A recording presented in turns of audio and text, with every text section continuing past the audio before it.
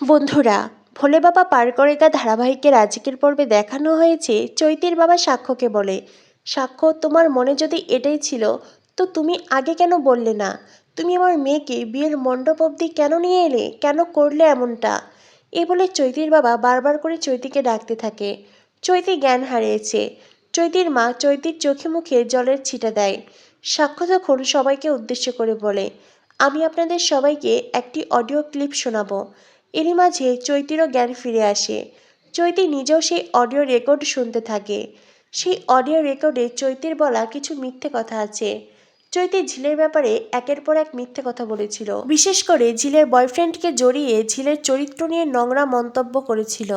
ঝিলের মতন মেয়েরা যখন একটি সম্পর্কে যায় তখন তাদের সম্পর্ক অনেক গভীর হয়, তারা সেখান থেকে ফিরে আসতে পারে না। আবার কখনো বা বলেছে ঝিল তার বয়ফ্রেন্ডের সাথে ভাঙা বাইকে জড়াজড়ি করে ঘুরে বেড়াচ্ছে। এইসব নানান কথা সাক্ষ্য সবাইকে শুনিয়ে দেয়। সাক্ষ্য চৈতির পর্দা ফাঁস করে।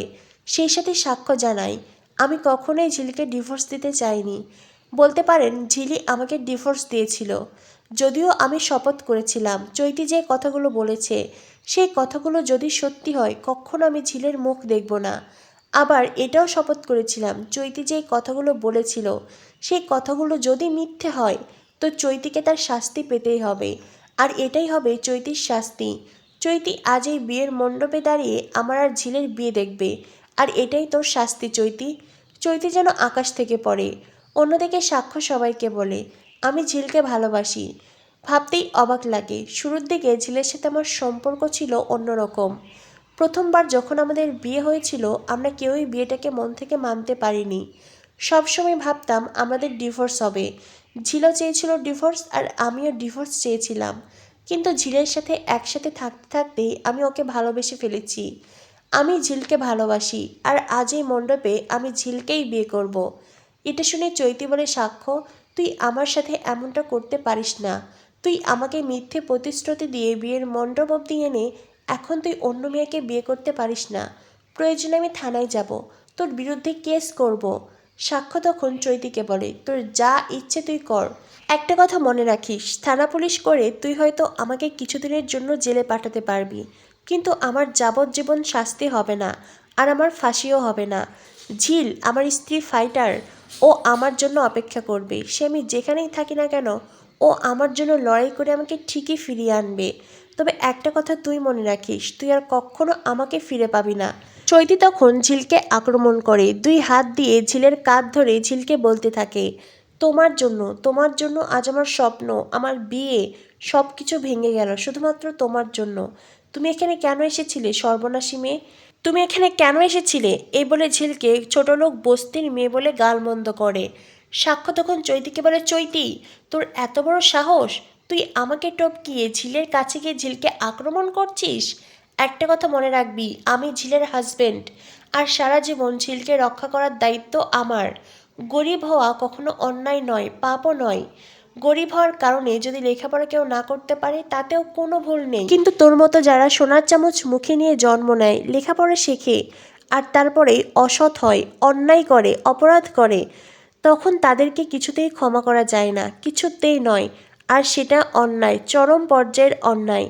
তুই অন্যায় করেছিস চৈতি, তবুও আমি বলছি, বন্ধু হিসেবে আমি তোর জন্য ভালো একজন পাত্র নিয়ে আসব, তোর সাথে তাকে বিয়ে দেব, আর যতদূর সম্ভব আমি তোকে হেল্প করব। কিন্তু আজ এই মণ্ডপে আমার সাথে ঝিলেরই বিয়ে হবে। তখনই সাক্ষর বাবা এসে সাক্ষ্যকে বলে, সরি বাবা, আমি তোমায় ভুল বুঝেছিলাম, তুমি আমায় ক্ষমা করে দিও। এই বলে সাক্ষর বাবা সাক্ষর কাছে ক্ষমা চায়। সাক্ষ্য বলে, বাবা তুমি এটা কী বলছো? সাক্ষর বাবা বলেন, আমি ঠিকই বলছি, আজ তোমার জন্য আমার ভীষণ গর্ব হচ্ছে, ভীষণ। তুমি আমার ছেলে, আজ তুমি সেটা প্রমাণ করে দিয়েছ। তখনই সাক্ষর মেজকা বলে, আমি এই বিয়েতে থাকবো না। সাক্ষর বাবা বলে, সেটা তোর পছন্দ, তোর যদি ইচ্ছে না করে তো যাওয়ার পথ খোলা আছে। সাক্ষর ছোটকা তখন সাক্ষ্যকে বলে, এমন একটা ঘটনা যে ঘটবে তার তো কিছু আভাস দিবি তুই। সাক্ষ্য বলে, কি আর করবো বলো ছোটকা, ঝিল এমনই নির্লোভী মেয়ে, আমি যদি আগে আভাস দিতাম তবে ও হয়তো এই বিয়ের মণ্ডপেই থাকতো না। তুমি ভাবতেও পারবে না ঝিলকে এই বিয়ের মণ্ডপে আনতে আমাকে ঠিক কতটা কষ্ট করতে হয়েছে, কত কাঠ খড় পোড়াতে হয়েছে। তখনই চৈতির মা বলে, এই জন্যই বুঝি তুমি ধাক্কা দিয়ে আমার হাত থেকে বরণডালা ফেলে দিয়েছিলে, তাই না? সাক্ষ্য বলে, আপনি ঠিকই ধরেছেন, আমি বরণডালা ফেলে দিয়েছিলাম। কি বলুন তো, আমি তো আপনার মেয়েকে বিয়ে করব না, তবে আপনি কেন আমায় বরণ করবেন? তখনই সাক্ষ্যর মেজ কাকিমণি বলে, যেটা হচ্ছে একদম ঠিক হচ্ছে না সাক্ষ্য। অন্তত তুমি তোমার মাকে জানাতে পারতে, তার তো অধিকার আছে জানার। হ্যাঁ, ছেলের বিয়ে দেখতে নেই, তাই দিদিভাই আজ এখানে নেই, ভেতরে আছে, কিন্তু দিদিভাইকে তো খবরটা দেওয়া জরুরি। সাক্ষ্য বলে, প্লিজ তোমরা কেউ মাকে গিয়ে বলো, আমিও চাই আমার এই জীবনের বিশেষ দিনে, আমার এই সুখের দিনে মা আমার পাশে থাকুক। তাছাড়া ছেলের বিয়ে মা দেখতে পারবে না, আমি এসব নিয়ম মানি না। প্লিজ তোমরা কেউ মাকে ডেকে আনো। এরপরেই সাক্ষ্য ঝিলের মাকে বলে, মিনুমাসি, আপনি একদম চিন্তা করবেন না, আমি আপনার মেয়েকে ভালো রাখবো, সুখে রাখবো। মিনু তো সুখের কান্নায় ভেঙে পড়েছে। মিনু মিলিকে বলে, মিলি, আমি যেটা দেখছি একদম ঠিক দেখছি রে, নাকি এটা স্বপ্ন, নাকি কোনো সিনেমা? মিলি বলে, মা গো, আজ আমার এখানে যা হচ্ছে সবটাই সত্যি, বরং আমরাই সাক্ষ্য ডাক্তারকে ভুল বুঝেছিলাম। এরপরে মিলি সাক্ষ্যর কাছে ক্ষমা চায়।